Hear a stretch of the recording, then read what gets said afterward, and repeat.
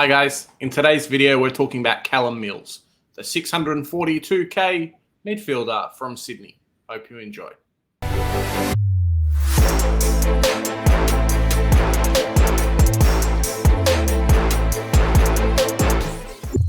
Joe, how you doing, mate? Yeah, very good, Big J, and I'm really excited because this is our first video after we cracked the 500 subscriber mark. It's Mate, such a massive milestone for us, man. I can't believe the support that okay. we've been getting. Definitely. Well, hard work pays off, right? We've been pumping out these team reviews and pumping out, player profiles and our own content, and we're going to be moving into actually working with some other creators as well on some interesting stuff. So hope everyone can join us along for that as well.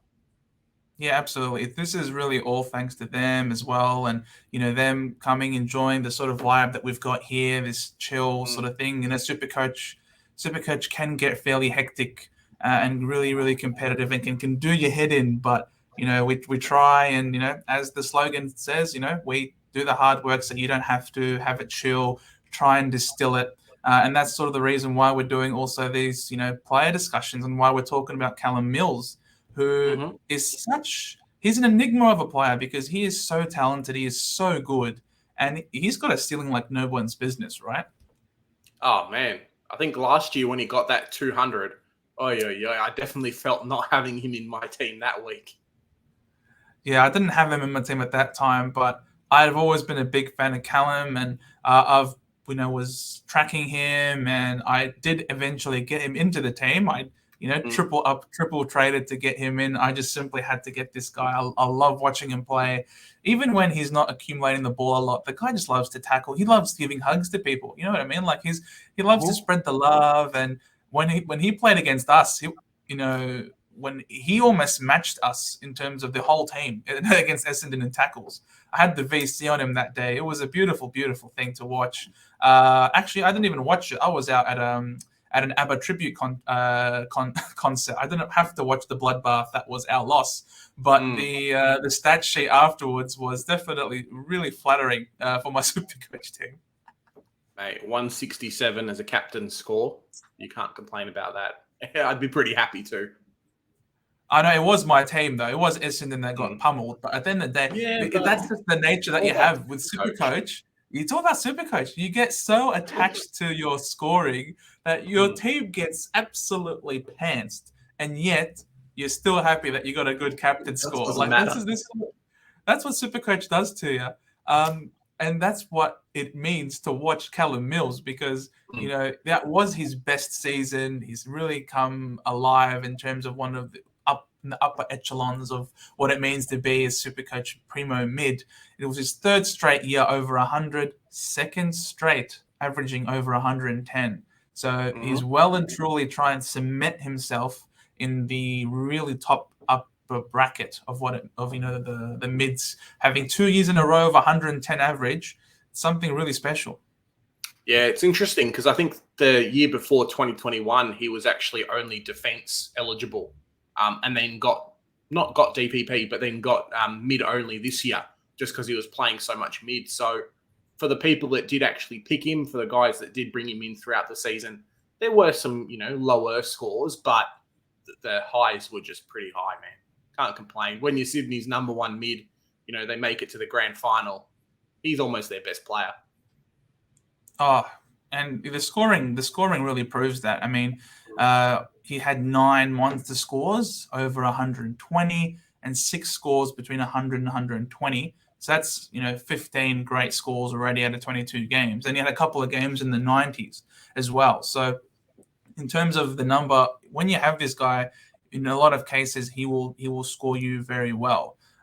He was able to improve his average this year, even though if you look at overall the statistics, when it comes to his centre bounce attendances, it's actually less this year compared to last year.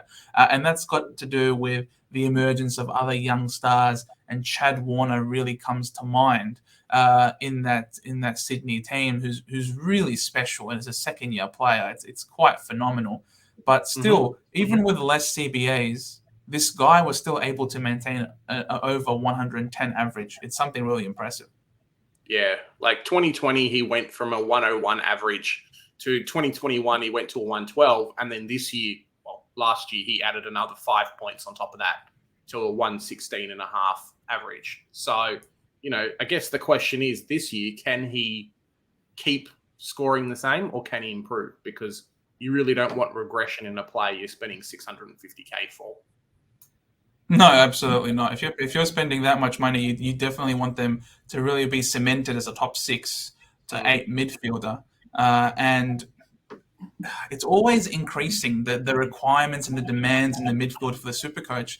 The scoring that you have to output, your M8 is always going up.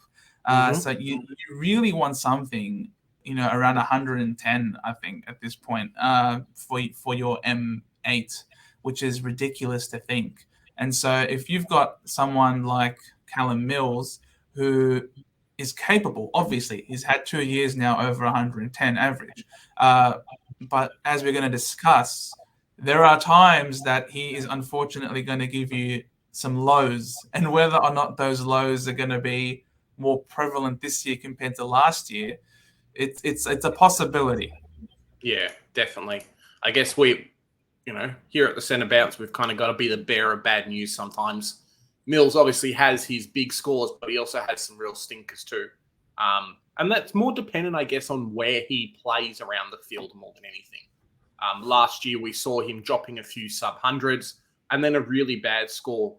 We had 2 kind of really stinker scores for his price that saw him drop down to under that 650K or even under 600K price mark. So fantastic for those people who could upgrade to bring him in.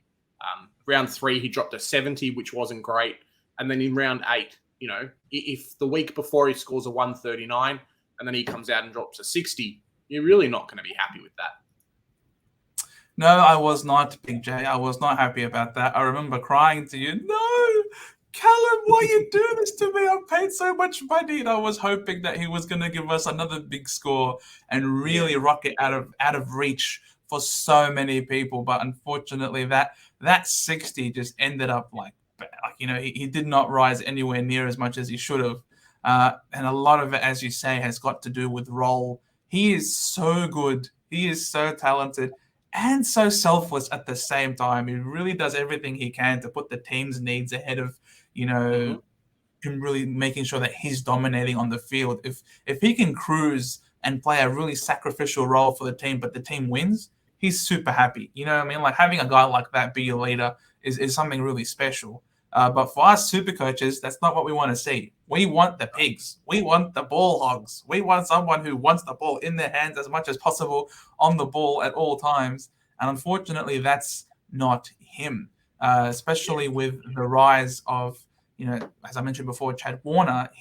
Warner's CBAs went up, and at the same time, Mills went down. So it's clear that I think the way the Sydney team is structured up, they definitely see Warner as really, I suppose, cementing himself in that midfield mix. That's where he plays his best role as one of those strikers where he starts in the middle and can push forward and hit the scoreboard. Mills, he's just too flexible. He's not cemented into that. He can play around, and we've got some heat maps that can really show some examples of how that comes about.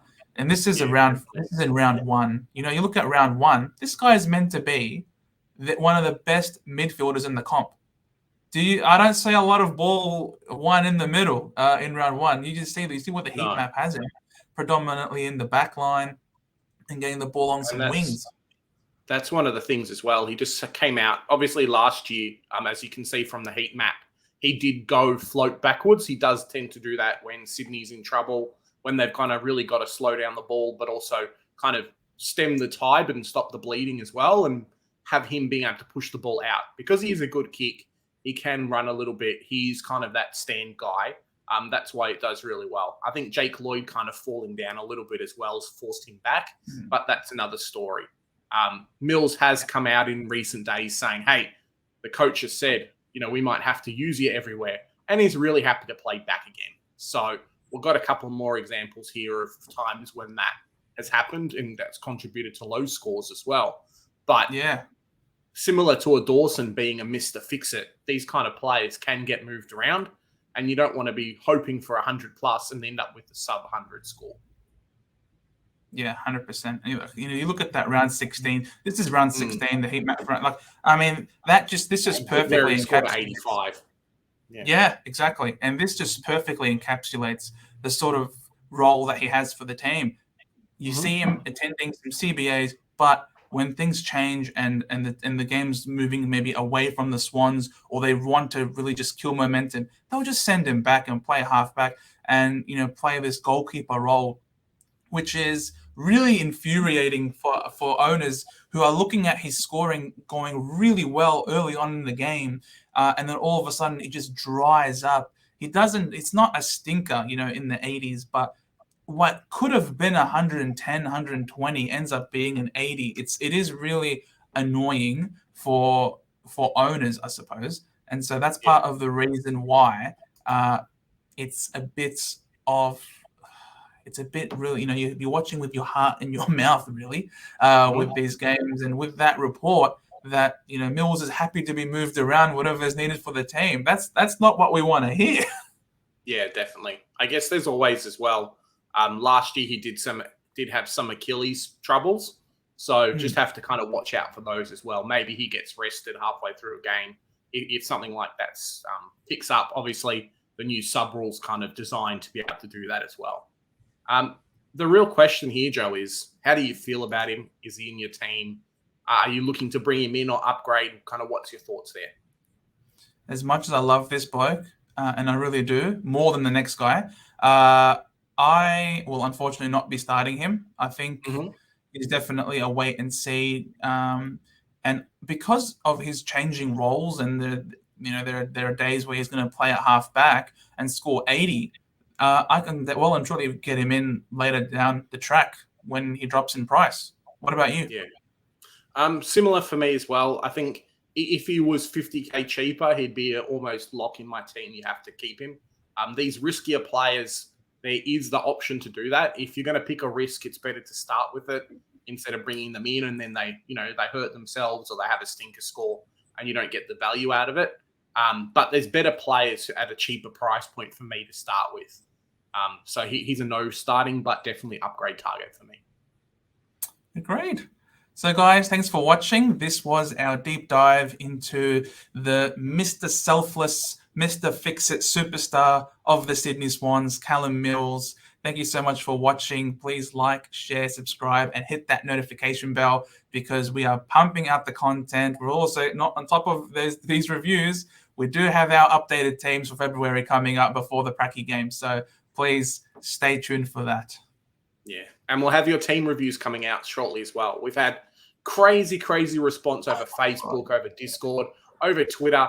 We may have to run 3 or 4 different episodes just to cover everybody, which is crazy. Hope you guys can stick around for those. Absolutely. And we do have that group that you guys can please join our group. The video to that, where it has the code in there, will be in the description. Please come join us with some casual fun. And if you do really well, there are some great prizes, and even a prize if you just if you're just feeling lucky as well. Yeah. Remember, guys, here at the Centre Bounce, we do the hard work so you don't have to. Bye for now.